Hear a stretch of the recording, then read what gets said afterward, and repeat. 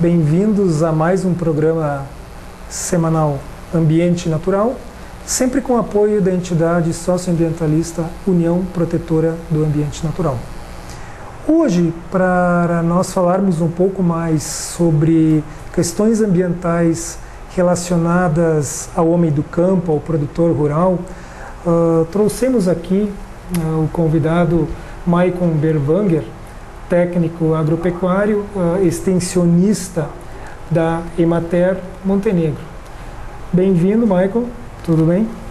Tudo bem, Rafael. Maicon, fala um pouco para nós o que é a Emater, o vínculo que ela tem com o Estado. Eu sei que ela está presente em praticamente todos os municípios do Estado que têm comprovadamente área rural. Estou correto nisso? Isso. Então a Emater ela tem uma atuação em todo o estado do Rio Grande do Sul, né? Apenas 2 municípios do estado que não têm escritórios municipais da Emater, né? E ela tem esse foco de atender o produtor rural de pequeno porte, né? Então que a gente denomina de agricultor familiar. Esse é o foco principal da Emater hoje. Então ela trabalha em várias linhas, né? Todas as linhas que abrangem a atividade rural e também com foco, um enfoque muito grande na extensão rural, né? que não fica apenas na parte produtiva, que ela vai além, né? Na parte social também. Que é muito importante. E as pessoas, falaste da abrangência, as pessoas às vezes não entendem qual é o vínculo assim, que ela tem com o Estado. Eu sei que ela vem atender uma demanda que já é bastante antiga, que era essa carência de um olhar mais atento do Estado justamente a esse pequeno produtor, né? Então, se eu estou entendendo, ela vem trazer justamente fazer parte do papel, do dever do Estado na atenção a essas famílias que respondem por boa parte da produção de alimentos no Brasil hoje, né? Exatamente. Então a Emater ela é como se fosse um braço do Estado, né? Ela atua através de convênios firmados junto ao governo do Estado e ela, digamos que ela é executora, principalmente ela é executora de políticas públicas, tanto federal, estadual e também pode ser executora de políticas públicas municipais. Então ela nada mais é do que um braço executor de políticas públicas no governo, principalmente estadual. Maicon, então, nesse sentido, cumprindo o papel dela de executora de políticas públicas, quais são as principais áreas, assim, linhas de atuação junto ao pequeno agricultor familiar que a Emater tem atuado hoje? Principalmente, claro, o nosso programa o foco é ambiental, então falar um pouco desses programas que têm uma interface maior, todos têm, é impossível algum deixar de ter, mas aqueles que de repente são mais especificamente voltados para aspectos ambientais. Isso, exatamente. A Emater ela atua em todas as linhas, em todas as frentes de produção, né, do homem do campo, mas claro, como bem tu falaste, ela tem as linhas de maior visão, né? Então ela tem um enfoque maior em algumas das linhas. Hoje a principal linha, o enfoque da Emater, ela fica voltada para a agroecologia, né? Que é um tema que está tendo uma grande abrangência, né? Uma atividade que vem se expandindo muito no Rio Grande do Sul. Minas Gerais também é outro estado que vem abrangendo muito a agroecologia e que somos muito carentes de informações nessa parte. E que o agricultor familiar ele vem a ser também ter uma carência enorme em conseguir trabalhar com a agroecologia. Então a Emater atua como um órgão colocando o que é agroecologia, o como se pode trabalhar com ela e provando que pode sim, o agricultor pode tornar a propriedade viável e sustentável trabalhando com a agroecologia, né? Tanto que temos algumas chamadas públicas vindas do governo federal, né, para que a Emater, né, através deste convênio, incentive a produção de alimentos orgânicos nas propriedades rurais. O alimento orgânico é uma das linhas, né, da agroecologia. A agroecologia, para quem não está familiarizado, embora seja um termo bastante já difundido, mas às vezes falta um pouco a base. Bom, o que é na prática essa agroecologia? Eu gosto sempre de de fazer um paralelo quando a gente discute ecologia, por exemplo. O que é ecologia? Ecologia nada mais é do que aprender como a natureza funciona. Então, é o conhecimento de como a nossa casa, o ecos, o oikos, funciona. E o logos é o estudo da casa.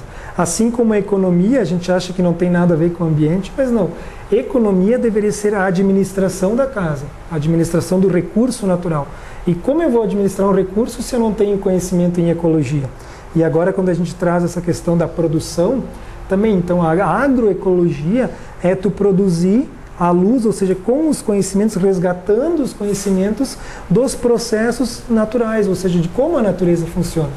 E isso traz uma série de vantagens, tanto na economia de insumos, né, quanto também em aspectos relacionados à produtividade.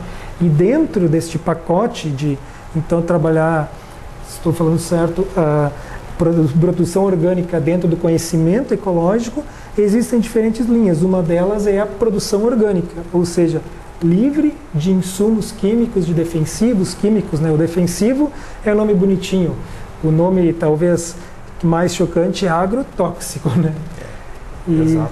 E nessa linha, o que mais tu falaste? Eu sei que um dia desses nós conversamos, tem outras linhas também dentro dessa parte agroecológica que vocês trabalham. Isso, assim, para especificar, né, como é a atuação hoje da Emater com a agroecologia, né? Então esse é um projeto bem audacioso, né, que vem sendo feito e desafiador, porque a agricultura do Brasil ela caminhou por muitos e muitos anos para um rumo. E hoje o rumo da agroecologia ele tenta mudar um pouco isso, a produção orgânica, que é tornar o agricultor familiar mais independente, né? De que ele não fique refém do que a gente chama hoje que é praticamente uma integração. Então hoje um produtor de soja, um produtor de milho, o produtor de citros, que muito nós temos aqui na região. Semente, adubo. Exato, então ele tem uma ligação muito direta, né, ele depende muito do mercado externo, ele sofre a todo momento com as variações externas de mercados exteriores, né? Então essa linha da agroecologia e da produção orgânica, ela visa diminuir esses impactos, então para que ele se torne mais independente e mais sustentável, né? Então é algo realmente desafiador, porque não é fácil, não é algo que se muda durante um ano, é um processo longo, né, mas é recompensador. Conversando com alguns produtores, como por exemplo o pessoal da Ecocitrus, o Inácio Rohr, lá na divisa de Tupandi com a Harmonia, ele coloca que quando ele iniciou isso, por 4 anos a propriedade dele patinou, começou a declinar. Esse foi o tempo necessário para que as próprias plantas de produção de citros, no caso, começassem a se adaptar para começar a trazer de novo o retorno. Então a gente faz um paralelo a uma pessoa que, ao invés de se preocupar com uma alimentação saudável, passa a vida inteira tomando remédios.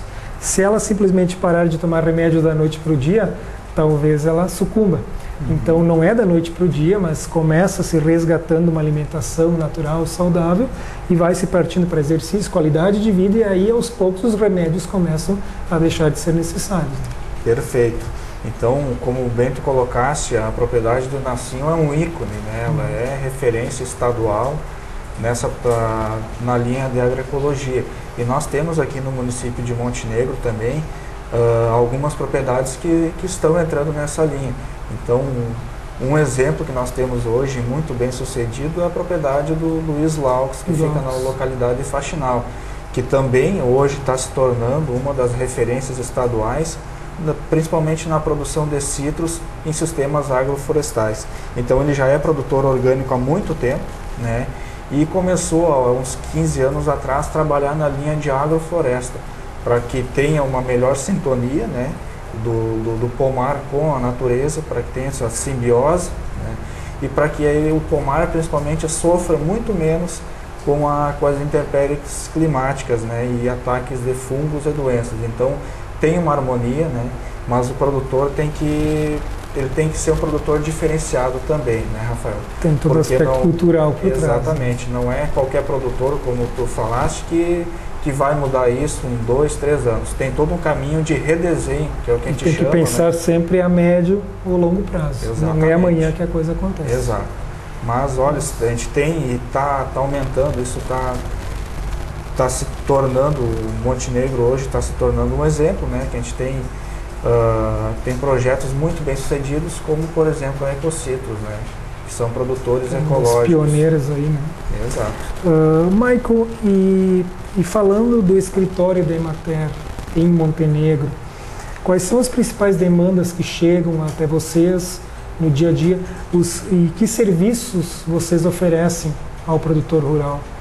A Emater, pelo escritório municipal, nós, como escritório atuando em Montenegro, a gente tem então os trabalhos de assistência técnica e extensão rural, né? Então ele é um trabalho técnico e social. Então tem a Aline, que é a engenheira agrônoma, né? Eu sou técnico em agropecuária, e também tem o Everaldo, que é extensionista rural social. Então ele faz o trabalho social com as famílias. Cultural, que é fundamental. E a Leonida, que é a nossa secretária, que faz toda a organização do escritório, né? Os trâmites, isso, está nos apoiando. Então as linhas de frente hoje do nosso escritório municipal, elas se tem principalmente na linha de piscicultura, que está crescendo muito no município, né? A produção de citros, que é o carro-chefe do município, que a gente tem um apoio grande nessa parte também, mas a gente está puxando algumas outras frentes que são novas, né? A piscicultura é uma frente nova para o escritório, como também a produção de hortaliças, né? Então a gente tem uma visão muito boa nessa linha pelo seguinte: nós estamos próximos às metrópoles, às grandes metrópoles, né? Mercado que absorve. Exato, então muito próximo, né? Um mercado consumidor promissor e que a gente enxerga que tem um potencial enorme. E a área rural de Montenegro é grande, então espaço para se produzir tem. Se tu me permite, um dado interessante que eu coletei, claro, feitas as adequações a clima, ambiente, agora eu li um estudo sobre especificamente pirarucu na Amazônia, e lá se comprovava que por ano, num hectare, se tu fosse criar gado em 1 hectare, tu conseguiria produzir 100 a 400 quilos de carne de gado por hectare. Agora, se tu pegasse essa mesma área e trabalhasse com piscicultura, e lá também é propício em função do regime das cheias, enfim, tu conseguiria produzir, se criasse pirarucu, até 10 toneladas de carne de pirarucu por ano.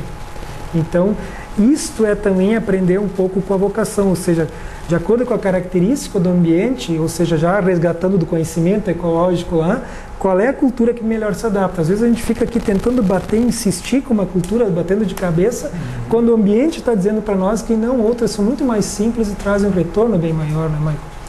Perfeito, perfeito. Então, especificamente nessa área de piscicultura, né, a gente tem alguns exemplos de produtores que produzem tilápia, que não é um peixe que tenha grande adaptação à região do sul, né? Vem lá do Nilo, do outro. Exatamente. Então, a gente sofre como técnicos, né, para convencer muitas vezes os produtores de que cada cultura, cada espécie, ela tem a sua região específica. E a gente tem que aprender a respeitar isso, né? Então a tilápia é um peixe espetacular, mas momentaneamente, por enquanto, ela não tem uma adaptação tão boa como outros peixes que a gente tem aqui na região. Então, por exemplo, a carpa, né? Todas as carpas, elas têm uma perfeita adequação com o nosso ambiente, né? Com as temperaturas que a gente tem aqui e conforme os climas, o clima que a gente tem durante o ano. Então ela se adapta perfeitamente. Hoje a espécie mais sustentável na nossa região do sul, em todo o Rio Grande do Sul, é a carpa, né? E também a gente está começando a incentivar a produção também de espécies nativas, né? Porque a gente tem muitos viveiros que estão situados em APPs. As áreas de preservação permanente, né? Exato. E nem por isso que a gente precisa ou que a gente vai deixar essa área improdutiva. Então a gente tem que usar uma certa inteligência para ver como produzir nessa área sem agredir o meio ambiente, né? Com todo o respeito ao meio ambiente, como fazer isso. Então com espécies nativas, sem nenhuma interferência. O próprio Código Florestal, o novo código diz que O que já existe anteriormente, a 22 de julho de 2008, é o que se chama de consolidado, tem quase que um direito adquirido, mas não quer dizer que por isso possa fazer o que quiser, ou seja, não vai ser obrigatório recuperar, mas vai ter que se adequar a regras de qualidade ambiental, enfim. E mesmo as outras áreas pós 2008, muitas delas, o Código prevê também a possibilidade de uso sustentável. Né? O uso sustentável não é derrubar e substituir por outra coisa. Agora, a agrofloresta que tu falaste antes são exemplos, né? Então com certeza vocês conhecem vários exemplos aqui na região onde isso está sendo construído. Né? Exato. Então, na área de piscicultura, voltando, né, a Emater tem um trabalho ambiental forte, que começou a ser atuado nessa parte mais ambiental no ano passado, 2013, né, e que esse ano com certeza ela vai se consolidar mais, que é principalmente no auxílio ao produtor acesso à documentação e à regularização da piscicultura, né, que é muito importante, porque a maioria, né, quase a totalidade da piscicultura hoje de Montenegro, ela é como se fosse ilegal. Ou seja, tu tem, mas não está cadastrado, não está legalizado, tu não sabe se está certo ou errado aquela parte. Então a Emater atua nesse acesso à documentação, né?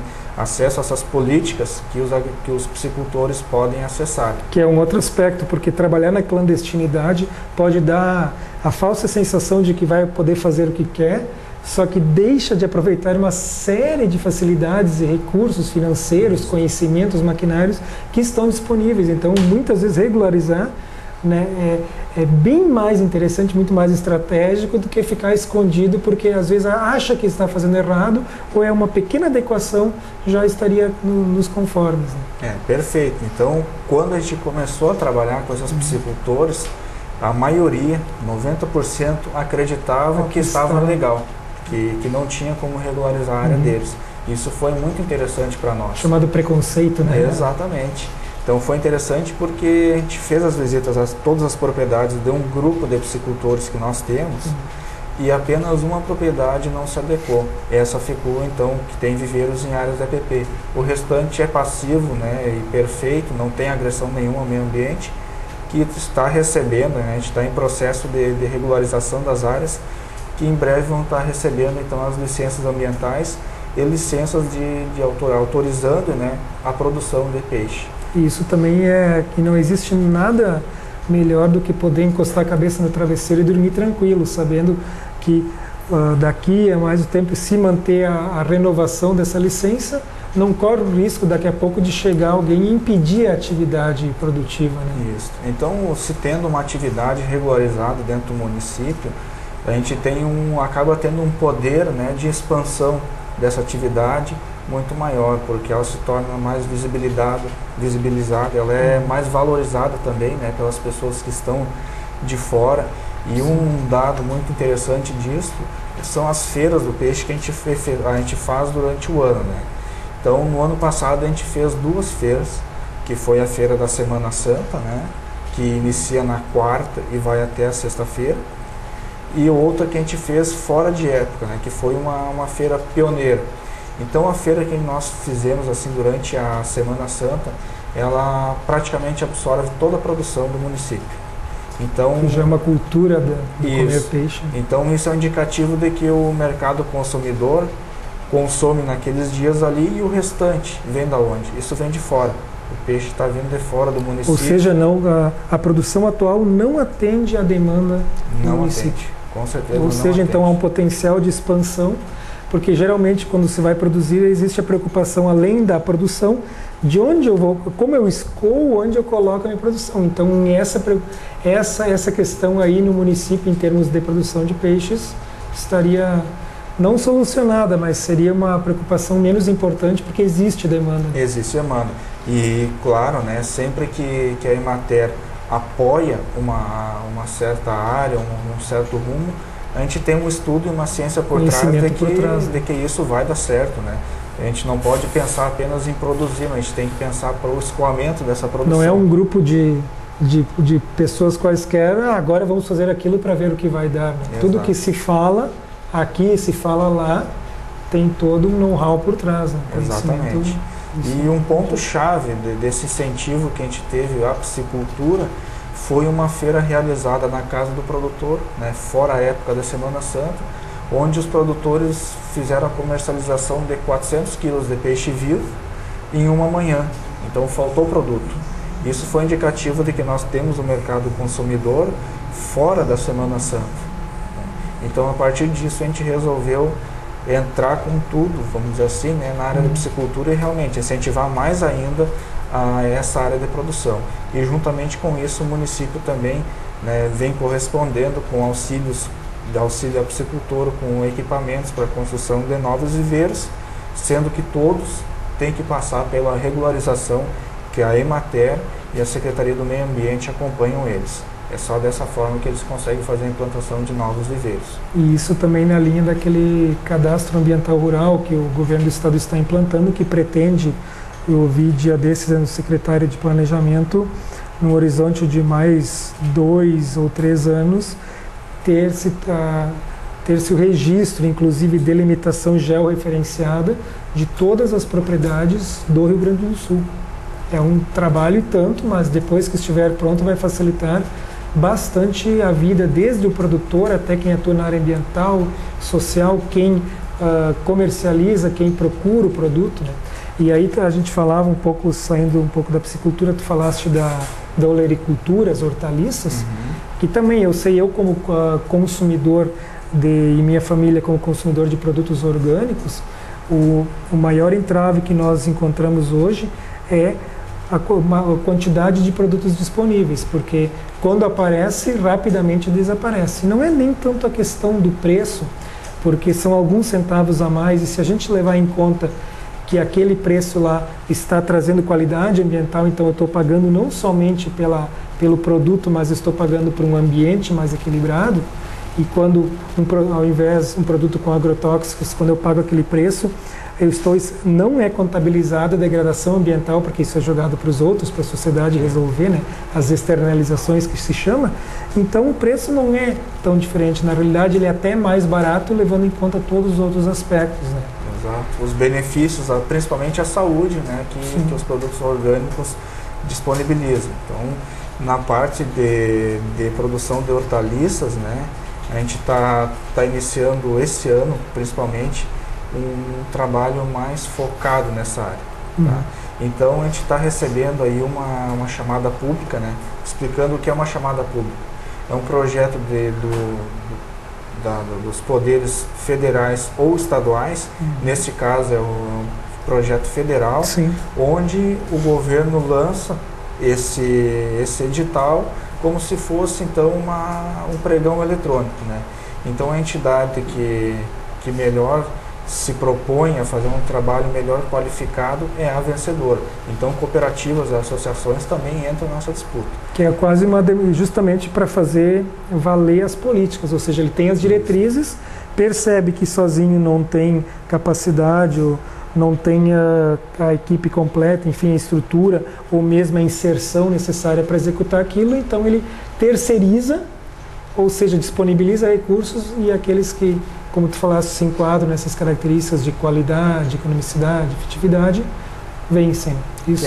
Que é avaliado o desempenho de qual equipe, né, quais os profissionais ou empresas que vai conseguir desempenhar um trabalho de melhor qualidade. E isso é dividido em regiões, né? Então, na nossa região, a Emater vai ser a executora, né, dessa chamada pública. E essa chamada pública da agroecologia, ela tem por foco principalmente retirar os produtores da produção convencional e trazer eles então num processo de redesenho, né? Então largando os agrotóxicos e insumos químicos aos poucos, né? Esse produtor ir fazendo então uma ambientalização da sua propriedade, até mesmo dos seus costumes, né? Aos poucos. Então ele tem tempo, tem 3 anos, que é a duração desta chamada pública, e tornar ele um produtor orgânico, né? Então isso vai trazer com certeza um impacto de melhores condições ambientais para a região, né? Acesso a melhor alimentação, né? Saúde de vida e segurança para o próprio trabalhador. E um outro aspecto que é importante, vai trazer mais competitividade, porque se a gente for olhar basta qualquer um que está nos assistindo digitar lá no Google qual é o mercado que mais cresce no mundo em termos de produção agrícola, vão ver que disparadamente é o mercado de produtos orgânicos. Sim. O percentual dele de crescimento atropela qualquer outro relativo, embora haja campanhas fortes ainda para o Brasil seja o maior consumidor mundial ainda de agrotóxicos, infelizmente, a mudança começou e ela é irreversível. Só que lá fora ela é muito mais forte ainda. Então, nós temos que aprender se países que têm quase 2.000 anos a mais de história do que nós, inclusive história agrícola, estão fazendo, não é à toa. Então, por que nós temos que esperar o problema piorar aqui, se é muito mais fácil seguir o que se estão fazendo lá fora? Né? Exato. Então, é nesse pensamento que a Emater atua. Né? Então, resolver o problema antes dele aparecer, né? Como tu falaste, que é muito mais fácil, né? Então a agroecologia, como a gente comentou antes, ela é hoje a principal linha de atuação da Emater, né? Embora com muitos produtores a gente não consiga atuar nessa linha de redesenho, mas a gente incentiva principalmente então o menor uso de agrotóxico possível, né? Que é o tema tão falado, né, por toda a sociedade, que é a sustentabilidade, né?